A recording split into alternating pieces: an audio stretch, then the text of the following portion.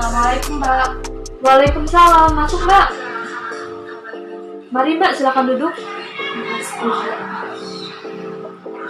Perkenalkan Mbak, nama saya Flo sebagai ahli gizi di rumah sakit ini.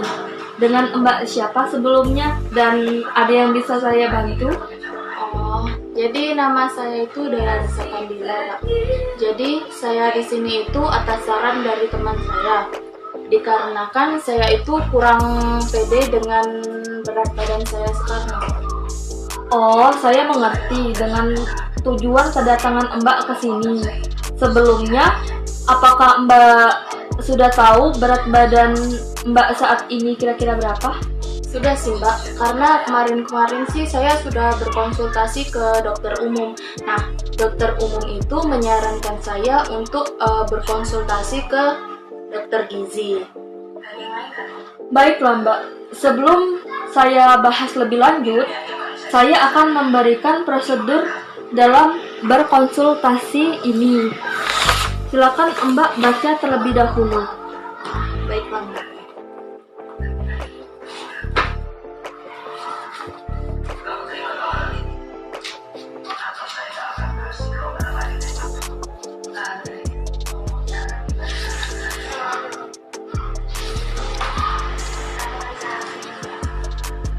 Ini Mbak.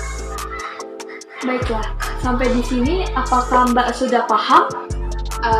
Sampai sekarang saya sudah paham. Boleh saya lihat kartu informasinya tadi Mbak? Oh, ini Mbak. Dilihat dari berat badan Mbak sekarang 49 kg dan tinggi badan Mbak 163 cm, apakah benar? Benar Mbak. Jadi selanjutnya saya harus bagaimana ya Mbak? Baiklah. Sebelumnya Mbak kan bilang kalau Mbak itu kurang percaya diri dengan postur tubuh Mbak sekarang. Dan untuk mengetahui berat badan Mbak itu termasuk dalam kategori ideal atau tidaknya pada berat badan seseorang, maka digunakanlah rumus IMT. Sebelumnya, apakah Mbak pernah mendengar istilah IMT? Belum pernah sih Mbak. Baiklah, saya akan menjelaskan. IMT merupakan singkatan dari indeks massa tubuh. Dengan melakukan perhitungan dengan rumus IMT, maka seseorang dapat mengetahui berat badannya itu termasuk dalam kategori ideal atau tidak. Oh, begitu ya Mbak. Jadi menurut Mbak, berat badan saya itu sudah ideal atau belum Mbak? Dilihat dari hasil perhitungan IMT 18,4, maka berat badan Mbak termasuk kategori kekurangan berat badan tingkat ringan. Hal ini menunjukkan bahwa berat badan Mbak belum ideal atau bisa disebut juga underweight. Oh, begitu ya Mbak. Jadi bagaimana sih cara badan saya tuh bisa ideal? Kenapa badan saya sekarang ini belum bisa ideal?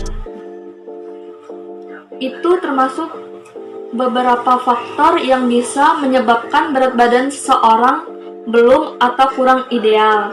Antara lain, pola asupan makanan, jenis makanan yang dimakannya, dan aktivitas sehari-hari. Kalau boleh saya tahu, berapa kali Mbak makan dalam sehari? Tidak tentu sih Mbak, kadang 1, kadang 2 kali dalam sehari. Apakah Mbak makan besar saja atau sudah termasuk ngemil? Hanya makan besar saja sih, kalau ngemil sih saya jarang Mbak. Dari pernyataan Mbak tersebut, dapat saya simpulkan bahwa Mbak kurang asupan makanan saja.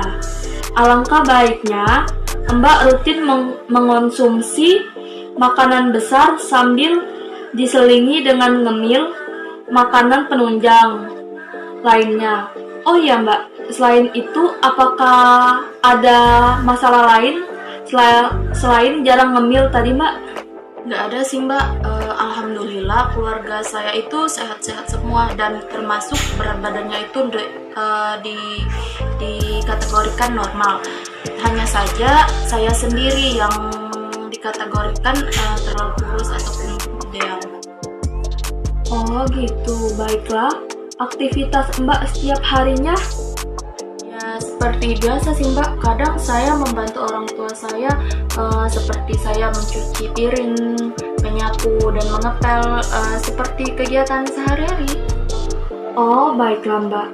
Dari beberapa pernyataan Mbak, dapat saya simpulkan bahwa penyebab yang menjadikan berat badan Mbak kurang ideal hanya karena asupan makanan saja, Mbak. Oh, jadi begitu Mbak.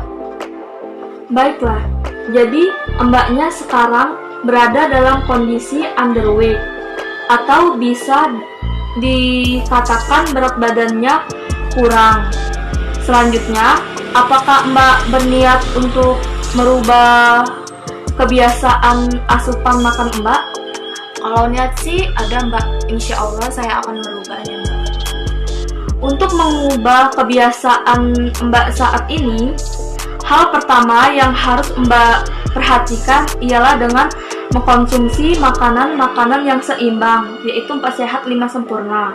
Makanan seimbang itu terdiri dari berbagai macam nutrisi, antara lain karbohidrat, lemak, protein, serat, vitamin, dan mineral.